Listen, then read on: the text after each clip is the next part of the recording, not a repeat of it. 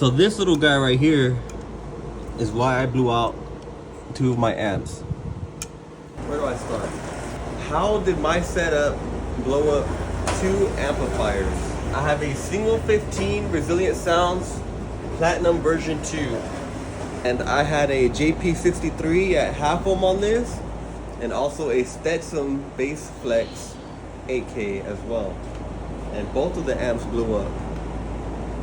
Why? We'll find out. Okay, get your multimeter. The first amp that I blew up was the jp63, and the reason that blew up was because my subwoofer blew out. The coil was shorted, it freaking blew up the capacitor. So led me to believe, is my speaker blown out again? Did it blow out whenever I was competing with the Stetsom 8K? And that's why the Stetsom blew out too? Let's find out. Come here. You get your multimeter. These are the speaker leads that come out of the speaker box, positive and negative. 0.3 seems to be my nominal impedance with the wires crossed. So let's hit this up. 0.4. Coil right now, it's reading 0.1 ohms. That doesn't sound right. So we're gonna take it apart and investigate it further, see what we can find.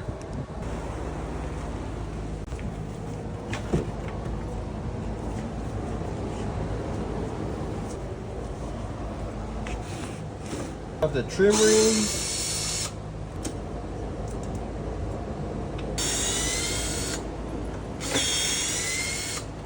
So you get your subwoofer removal tool. Let's work her in there. Okay, ready?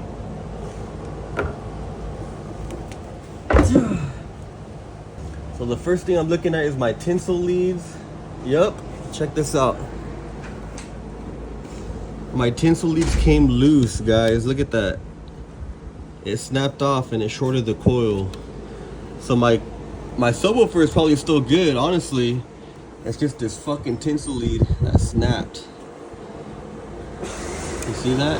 And it freaking caused it to short out. Wow, I cannot believe that.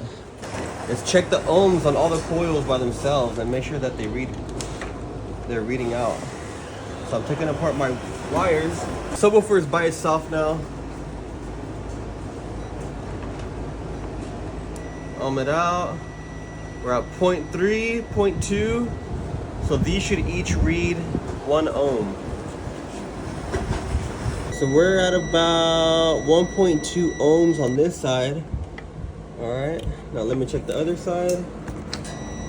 Same thing, we're reading at 1.2. So yeah, I'm gonna say that my subwoofer is still good. But this right here, this is what blew out my amps, bro. So long story short, I had this running off of this amp, and I went to go compete. I was in the lanes, I was turning it up, the amp went into protect, and I was like, oh crap, the amp went into protect, the amp probably failed, whatever. I drove around, went to go park my car, I reset the amp, and then the amp turned on, the light stayed blue. I was like, oh, it probably just needed some time to cycle through or whatever. I start, to turn up the bass a little bit, and the amp just started sparking up, and it blew out. And in my mind, I was like, oh my gosh, this amp failed. It didn't like the half ohm load, whatever. I already have a jp63 that got repaired, and I'm ready to slap it back in.